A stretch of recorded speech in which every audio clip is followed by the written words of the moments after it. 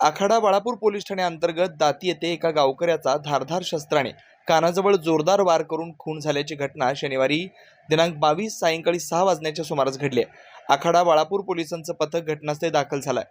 पोलिसांनी दिलेल्या माहितीनुसार आखाडा बाळापूर पोलीस ठाणे अंतर्गत दाती येथे अशोक संभाजी सूर्यवंशी वय 64 यांचं घर आहे। अशोक हे घरी एकटेच असतात। शेतीवर त्यांचा उदरनिर्वाह चालतो। आज सायंकाळी 6 वाजण्याच्या सुमारास ते घरी एकटे असताना अनोळखी व्यक्तीने त्यांच्या कानाजवळ धारधार शस्त्राने वार केले। यामुळे मोठा रक्तस्राव होऊन ते जागीच कोसळले।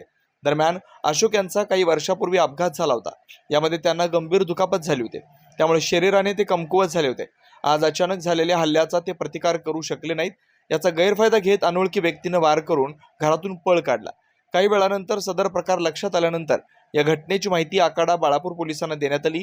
या घटनेची माहिती मिळताच आखाडा बाळापूर पोलीस ठाण्याचे पोलीस निरीक्षक विष्णुकांत गुठ्ठे, सहाय्यक पोलीस निरीक्षक ज्ञानेश्वर बसवंते, सहाय्यक पोलीस उपनिरीक्षक शेख बाबर, जमादार प्रभाकर भोंग, शिवाजी पवार, राजीव जाधव यांच्या पथकानं घटनास्थळी भेट देऊन पाहणी केली। घटनास्थळावर रक्ताचा सडाच पडलेला दिसून आला। पोलिसांनी आरोपीच्या शोधासाठी श्वान पथकाला पाचारण केलंय, तर ठसे तज्ञांनाही बोलवण्यात आलंय। या घटनेमुळे दाती येथे एकच खळबळ उडाली असून घटनास्थळी बघ्यांची मोठी गर्दी झाली होती। या प्रकरणात पोलिसांनी एका संशयिताला चौकशीसाठी ताब्यात घेतल्याचं पोलिसांच्या सूत्रांनी सांगितलंय।